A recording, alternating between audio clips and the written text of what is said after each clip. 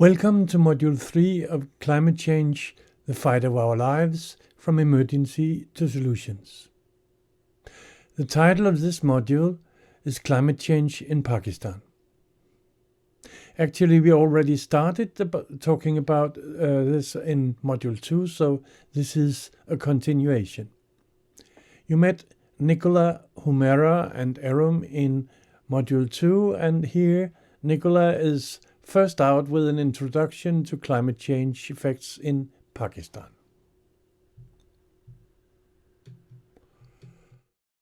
Now, Module 3, Climate Change and the Effects on Pakistan. So, what is climate change and how does it happen? So, after this module, you should understand what is climate change vulnerability, how it happens, or what and who it affects, and climate change adaptation and how it happens, and the strategies used around the globe for adaptation to climate change. So, what is climate change vulnerability? As you can see on the screen, climate change vulnerability is the degree to which a system is susceptible to and unable to cope with adverse effects of climate change, including climate change variability and extremes. Now, to put that in simpler terms, basically it's differentiating how serious the consequences of somebody's life or livelihoods are because of climate change, and how is it different from other people. And we'll see that in the example to the side here, where you can see the global distribution of vulnerability. This might have changed a little bit, but this is really how extreme and diverse climate change, people who are vulnerable to climate change are. And it's based on many factors, including geography, so where someone is located, the type of topography that they live on. So is it mountainous? Is it luscious? Is it desert? Is it quite a neutral climate there? Or is it very open to the ocean? Or does it have river streams running through it? All these different places in the world, and all these different types of topography and geography and their climate make a huge impact, have a huge impact on the vulnerability of somebody or a community in that area. Not only that, but political, social aspects as well. So what's the political stance like? I mean, we won't really get too much into that, but politics are really important in determining how climate change is taken basically to that country, and if it's taken as serious enough as it should be. Social aspects, so what is the society's standpoint on these sorts of issues, and what's the cultural view of these sorts of issues? So it's very varied, but there are some patterns that do really correlate to these sorts of factors when talking about who's vulnerable to climate change.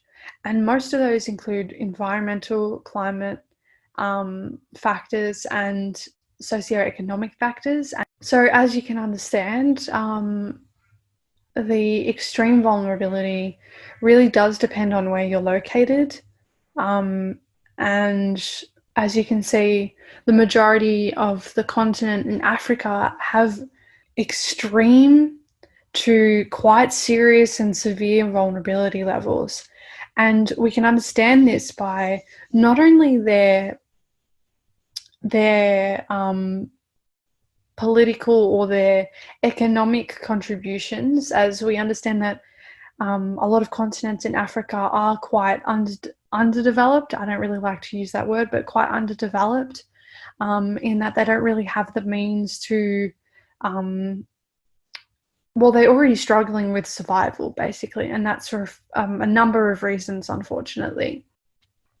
But especially because if you can see along the middle of Africa, which is called the sub-Saharan desert, basically, so you've got the Sahara Desert up the top, and then you've got the sub-Saharan, which is basically in the middle. And that strip there, that's basically land that is being desertified. So desertification is a process which the land is basically turning to desert, and that may be because of the climate or the agricultural practices, and it's actually a magnitude of these factors that are bringing it to basically desertify, and these people are having to move and relocate into different lands and different countries, and these people are severely and extremely vulnerable to climate change because of the climate and because of its geography and just how intense the changes that are happening there. As you can also see, Asia and in Europe, obviously different climates, different geographies, but these places all have similar patterns because of the people or the climate or your geography or how high up they are from sea level. So if you've got quite a low-lying land, as we discussed before, as we were talking about Tuvalu and Pakistan, the sea is rising, and there's really nothing else a country can do to avoid that other than to adapt and to mitigate the process. So who it affects continues. So as we were talking about before, areas and regions of countries of lower development, they are most vulnerable just because they just do not have the means or the finance to implement strategies or to just pack up and leave like a lot of other countries you just can. But unfortunately, because we're in such an unequitable world, that's just not how things go all around the world. So we have to keep that in mind. They also are most vulnerable because they, like I said, they do not have the means, and some of the effects and some of the consequences Niger experiences is, like I was saying before, desertification, massive drought, instability of food, and increasing infertile land, and many, many more issues.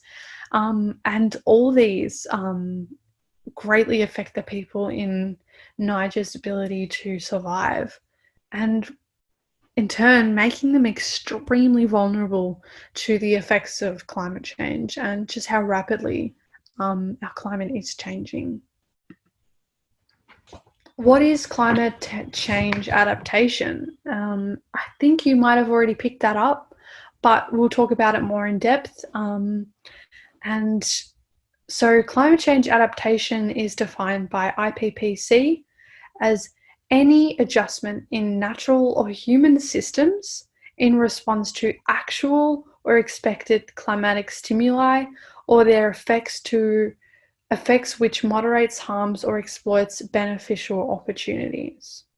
So there's many strategies around the world for adaptation to climate change. There's lots of new innovations coming through, lots of new ways to reduce our personal consumption, all this and that. But really before we look at the responses to adaptation, we need to understand there's differences and the importance of the differences between two approaches.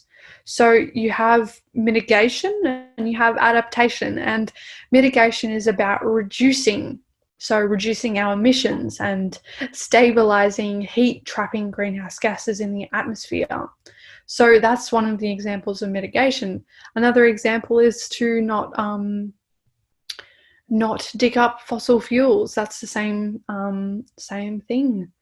So by reducing emissions in the first place, that is what we call mitigation. So that's one of the ways to approach this, and that's a significantly important way to approach adaptation to climate change.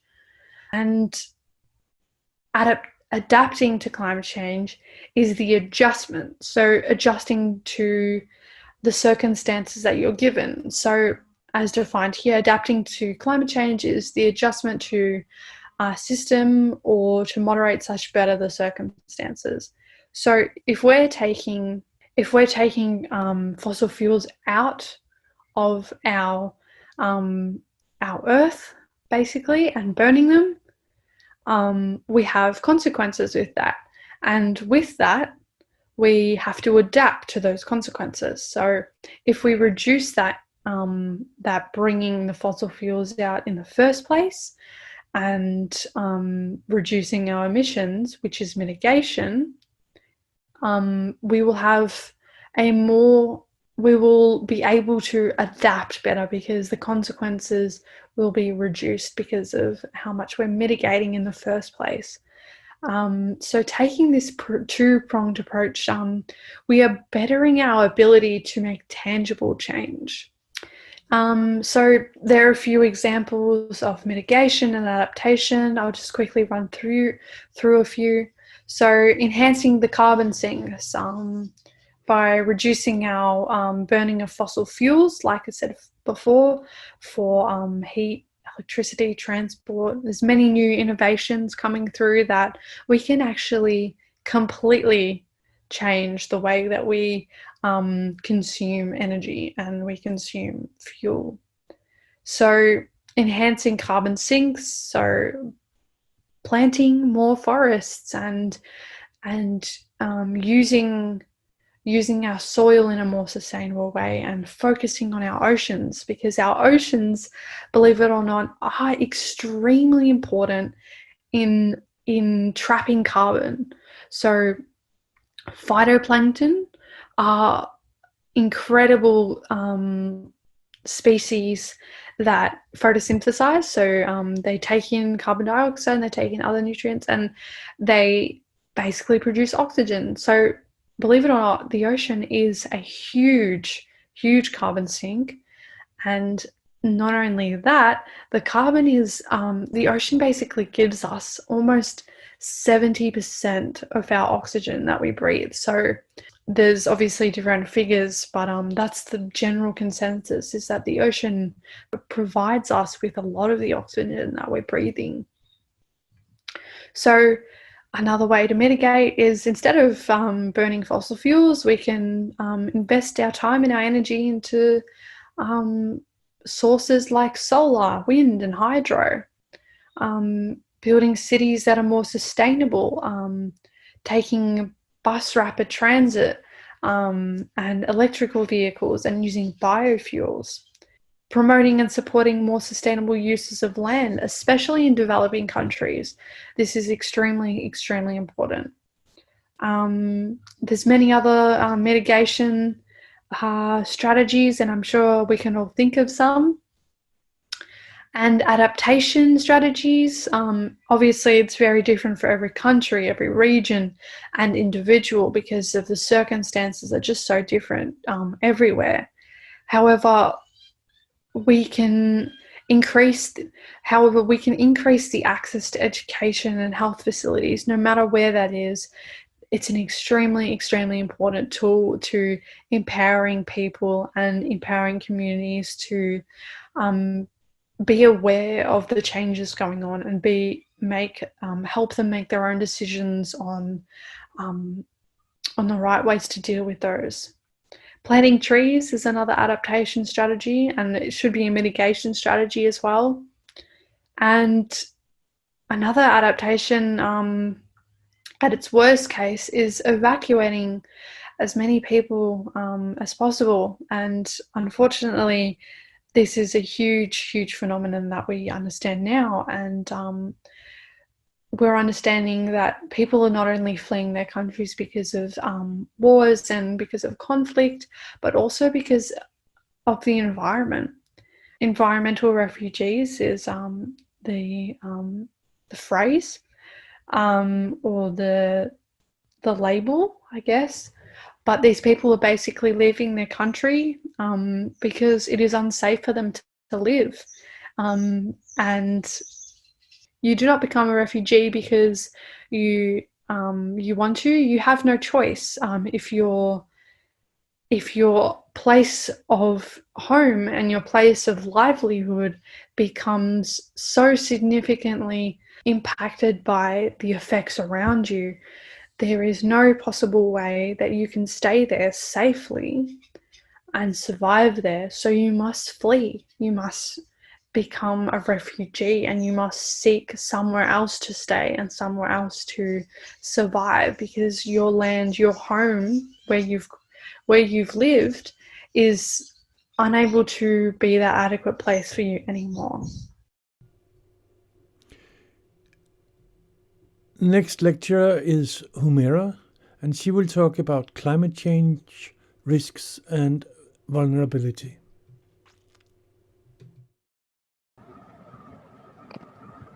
Hi, I'm your climate change course today. My name is Humera Iqbal.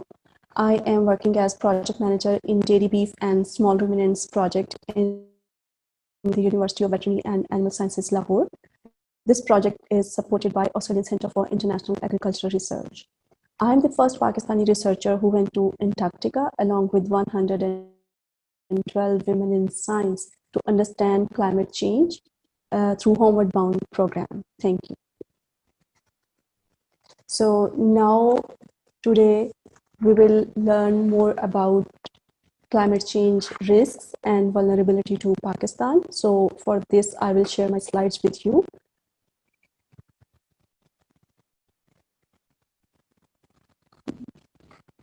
Yeah, the today course topic is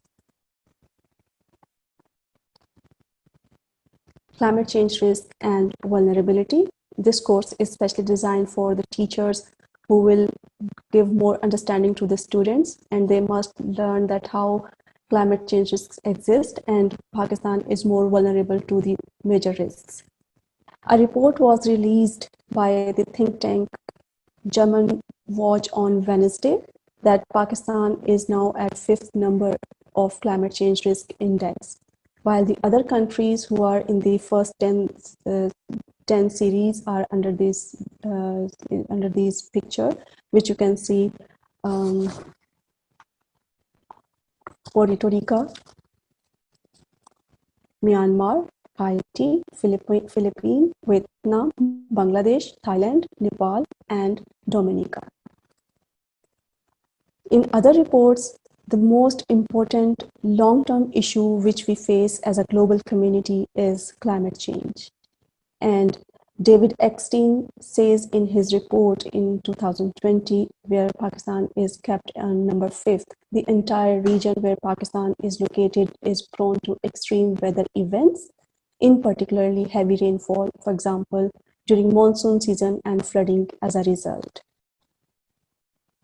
Before going into the detail, I will share a few of definitions, like what is weather, the state of atmosphere at a given time and place with respect to the variables such as temperature, moisture, pressure, etc. While the climate actually is average weather or statistical description of mean weather conditions over a period of several years, typically 2 to 3 decades. And the climate change is an excess of natural variability attributed to human activity. The vulnerability of Pakistan is actually the other countries in South Asia is most vulnerable to climate change because a large part of its economy is based on agriculture, which is climate sensitive. The number 2 is at it has low technological and scientific base and have limited access to knowledge. It has low capacity to adopt to change, which resulting from climate change. Similarly, it has low financial and institutional capacity.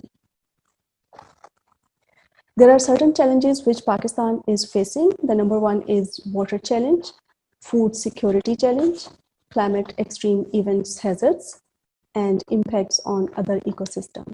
So we will learn one by one these four major challenges. About the water climate challenge, we will learn in another module, but I will elaborate a bit about this. I will describe here water resources challenges. The increased variability of monsoon, like the pattern of rainfall is changes. The second point is melting of glaciers. While glaciers are lifeline of Pakistani rivers, the total water storage in glaciers in upper Indus Basin is 2200 MAF. Meltwater from these glaciers contributes more than 60% to the flows. So there is dire need that Pakistan's glaciers' future water resources and storage requirement in the wake of climate change threat. Take appropriate ameliorative measures well in time to avoid calamities.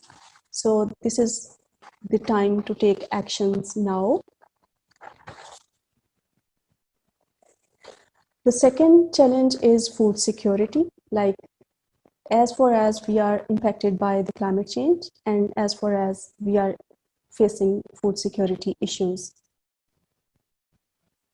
The vulnerability of agriculture to climate change is like the Pakistani farmers are facing many issues. They are getting less crop yield. They are reducing acreage of crops, and they are getting less margins on the crops, and hence they are poor farmer and a poor farm economics.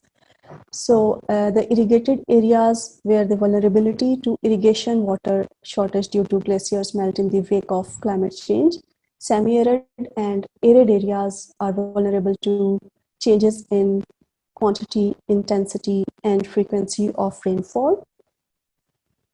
Both of the irrigated and dry areas vulnerable to climate extreme of floods, droughts, heat waves, cold waves, dust storms, hailstorms, sea storms.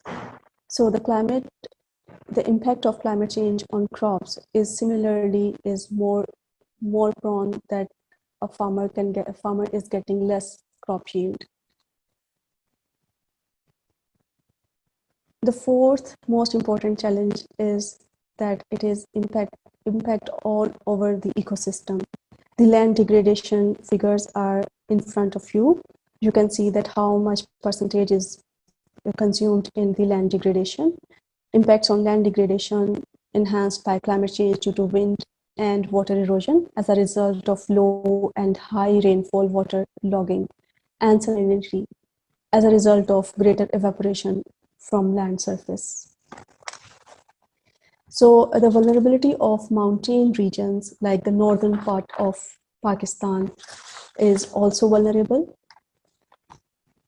Enhanced deglaciations, loss of biodiversity, overall increasing trend in rainfall, leading to surface runoff, soil erosion, landslides, sedimentation load downstream, and the positive impact of yield of wheat is actually prospected due to this, while the coastal zones like the southeastern part of Sindh is also deteriorating the mangroves forests and also breeding of many fish under the water. So the upstream intrusion of saline water in the Indus Delta will pose risk to agriculture, fresh drinking water, and livelihood of dependent communities. Thousands of hectares of fertile soil will become saline. So these are highly risks which we all are facing. Coping with climate change, we need to take actions now and to understand. I am just asking again and again and emphasizing that we need to assessment of vulnerability risk and possible impact of vulnerable areas and communities. We need to be prepared for taking risk management. We need to develop of early warning systems. We need to reduce vulnerability to livelihood through infrastructure changes. And the most important, developing new and innovative farm production system, including new crop varieties and irrigation techniques. We need to consider that all of the techniques should be climate smart. empowering communities and local stakeholders for their active participation in vulnerability assessment and implementation of adaptation. The most important, mainstreaming climate change into development planning at all scales, levels, and sectors. The conclusion of our session today is that climate change will lead to various disaster hazards such as glacial lake, outburst floods, which we call as an abbreviation GLOF, landslides, floods, droughts, and cyclones. Climate change will affect actually economy. I described that how our crops and agriculture are affected by the climate change. Realistic assessment of the impact and implementation is direly need. Early warning system will contribute for safeguarding the vulnerable communities and sectors. So these are the conclusion of climate change. So we need to consider and to cope all of the challenges which we are facing now to save our planet. We are working together. So now I will end my course today. Thank you. And finally, Aram, and she will be focusing on the need to reconnect with nature in our everyday life. After Aram's lecture, we will show a short video from BBC on the same theme.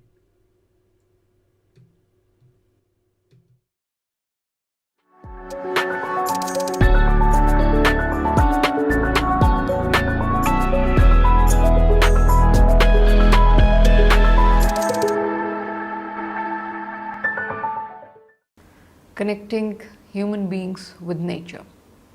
How societies can bring back nature into our lives.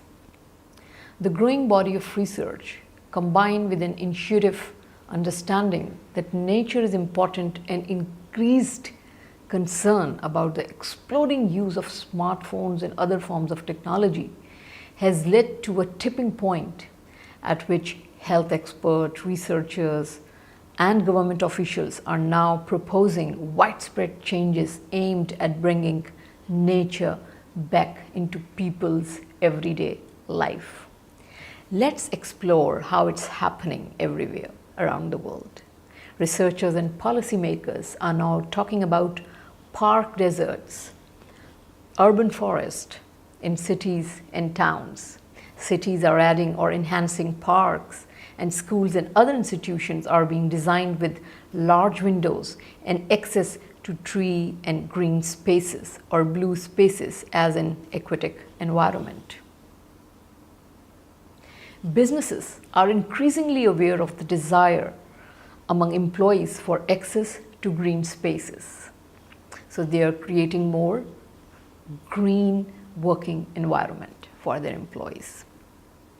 The number of forest schools, for example, in Europe and America are popping up, which have been long tradition in Scandinavia and where much of the learning takes place in natural settings, in the outdoors.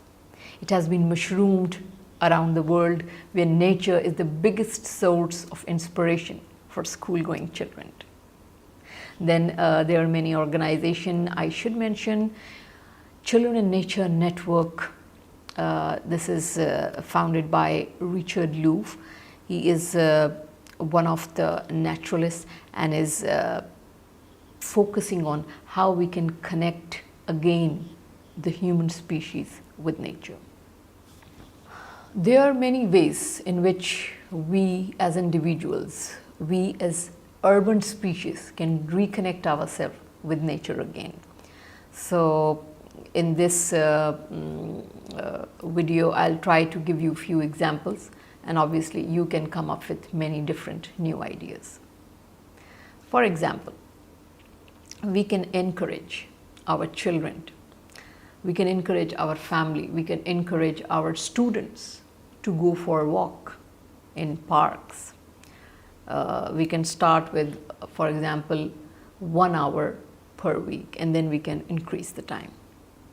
We can also add little bit wilderness in our backyards, not only in our homes, but also in our educational institution or our working environment.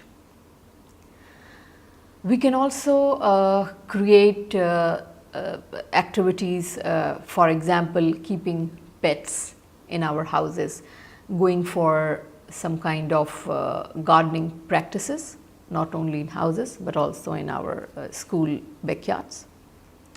Then we can also start feeding birds, for example, and we can teach children in many innovative ways. And again, I would suggest that instead of living for 12 months in your congested cities, let's take out some time and go for the wilderness areas, for mountains, for deserts, for oceans, and for beaches. This is how we all can connect ourselves with nature. Thank you.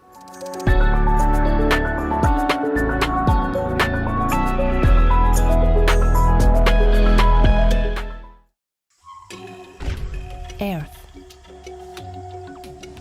Us. Earth. Us. Earth. Us. But hang on, aren't we part of the Earth? We're organic creatures, made of the same molecules as everything else on our planet. One interconnected ecosystem that keeps us all alive. But are we superior, different, or special? Why do we so often feel, well, separate from the Earth? In fact, not everyone does.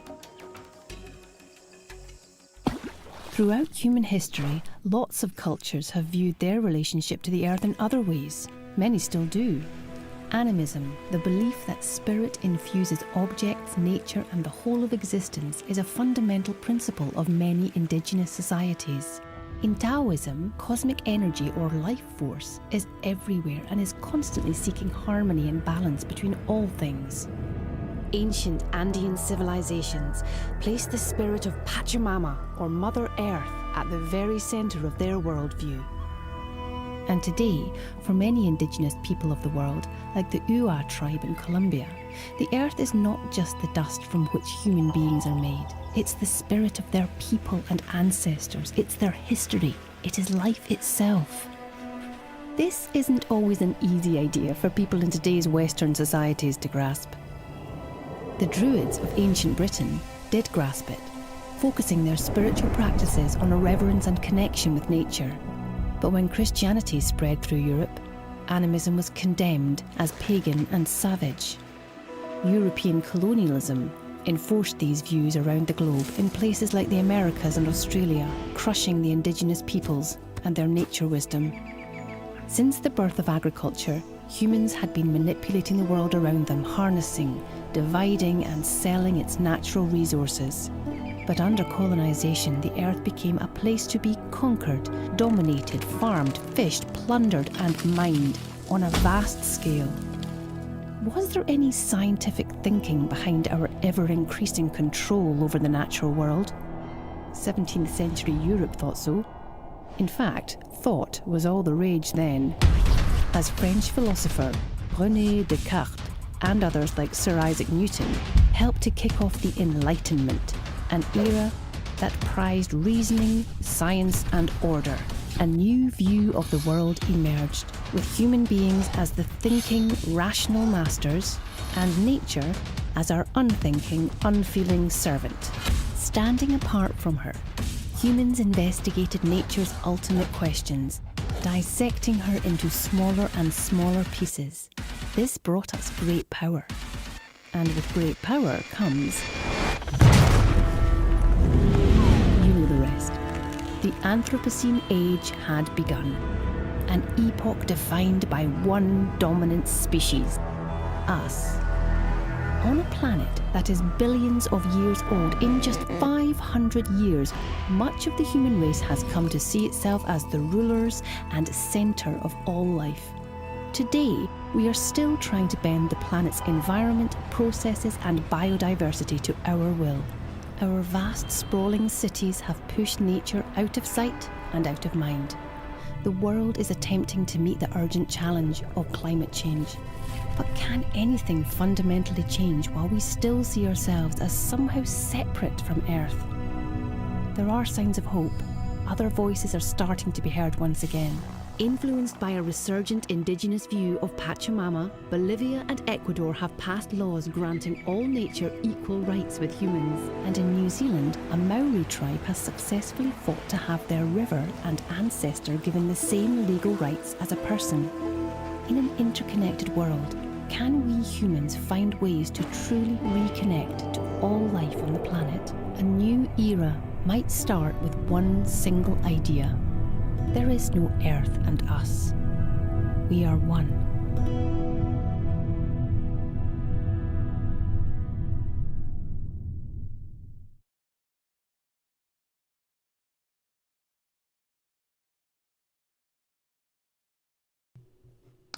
We have reached the end of Module 3, Climate Change in Pakistan. I hope you have enjoyed it, and I also hope that you have become inspired to learn more. Now to this week's homework. You are requested to watch the David Suzuki Legacy Lecture, An Elder's Vision for a Sustainable Future. It's all about reconnecting with nature. You will find it by clicking the link in the description below this module. The video is close to 1 hour and 30 minutes, but it's worth every second of it. David Suzuki is one of the world's leading environmentalists. He is an award-winning geneticist and broadcaster, and co-founded the David Suzuki Foundation in 1990. He has written or co-authored more than 50 books, nearly 20 of which are for children. He has 29 honorary degrees from universities in Canada, the US and Australia. For his support of Canada's Indigenous people, Suzuki has been honored with 8 names and formal adaptation by 2 First Nations.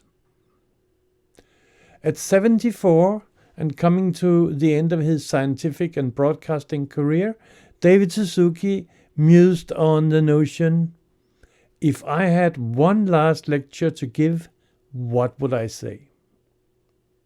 The result is a very special talk, full of humor, warmth, insight and passion. He describes this last lecture as a distillation of my life and thoughts, my legacy, what I want to say before I die. As I said before, watching this lecture is your homework for this week. I assure you that it's worth every second. Now thank you for your attention and patience today. I wish you all the best. Looking forward to seeing you all in the next module.